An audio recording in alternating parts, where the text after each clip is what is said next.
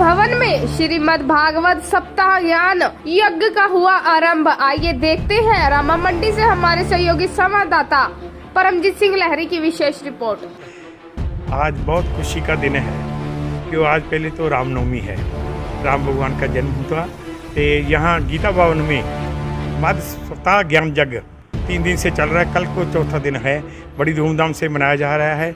सभी मंडी निवासियों से, सज्जनों से, बाहर से आए हुए सज्जनों से बेनती करते हैं कि वह गीता भवन में पहुँचें और अपने जीवन को कृतार्थ करें। बहुत सुंदर कथा आपके सन्मुख पेश की जा रही है, बहुत सुंदर कथा। सभी से प्रार्थना है पहुँचने की कृपालता करें। बड़ी मेहरबानी। आजकल के भौतिकवाद के जीवन में हमारी युवा पीढ़ी, नई जनरेशन और अपनी मूल संस्कृति को, अपने धर्म को और भूलती जा रही है।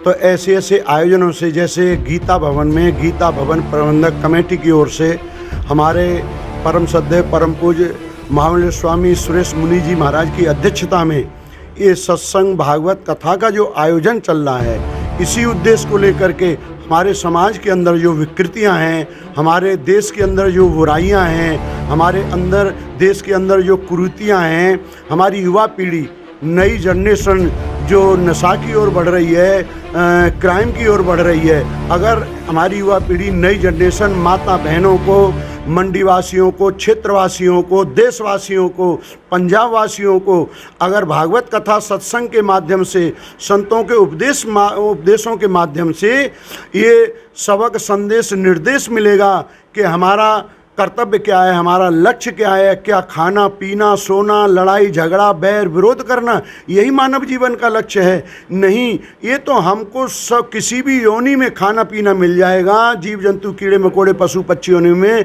पति पत्नी उनमें मिल जाएंगे, बेटा बेटी उनमें मिल जाएंगे, लड़ाई झगड़ा भी वहाँ भी हमको मिल सकता है। लेकिन जो आनंद है, शांति है, वो तो इस मनुष्य जीवन में ही है और सत्संग में ही है, संत महापुरुषों की सेवा सिमरण में, सान्निध्य में ही है। इसी उद्देश्य को लेकर के ये गीता भवन में, रामा मंडी में, पंजाब में और गीता भवन प्रबंधक कमेटी ने ये अथक प्रयास किया है कि यहाँ पर महापुरुषों को बुला करके और संतों को बुला करके ये देश के लिए, राष्ट्र के लिए, प्रांत के लिए, युवा पीढ़ी के लिए सबक, संदेश, निर्देश देने का उपदेश किया है कि हमारी युवा पीढ़ी नए अच्छे रास्ते पर चल करके और संस्कारित हो, जिससे अपने कुल, अपने परिवार, अपने क्षेत्र, अपने प्रांत, अपने राष्ट्र का नाम रोशन करते हुए और आगे बढ़ते रहे। जो हमारा देश भक्ति में, संस्कारों में सबसे आगे था और आगे भी ऐसा ही रहे, यही उद्देश्य संत महापुरुषों का सत्संग कथा के माध्यम से हमारी युवा पीढ़ी, नई जनरेशन, देशवासियों को प्रेरणा देता। जो सत्संग नया हाल बना हुआ है उसमें गीता भवन कमेटी, उसके प्रधान श्री मदन लाल जी, सभी ने मिलकर के मंडी निवासियों ने ये सप्ताह ज्ञान यज्ञ का आयोजन यहाँ रखा गया है। आज तीसरा दिवस है।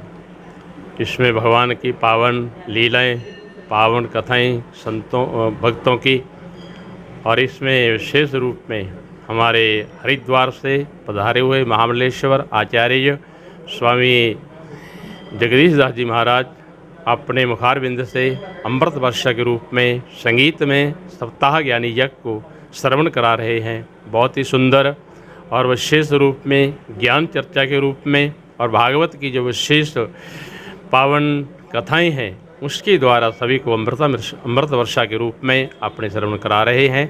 ये सप्ताह कल भगवान का जन्मदिन होगा और ये 14 तारीख तक यहाँ विशाखी तक, संक्रांति तक ये चलेगी। गीता भवन इसमें रामा मंडी में आप सभी यहाँ मंडी निवासी और जो भी सुनेगा भगवान की पावन लीलाएँ कथा के रूप में आप लोग आने का यहाँ गीता भवन में प्रयास करें और सुने। शाम को 3 से 6:30 बजे तक यहाँ कथा होती है।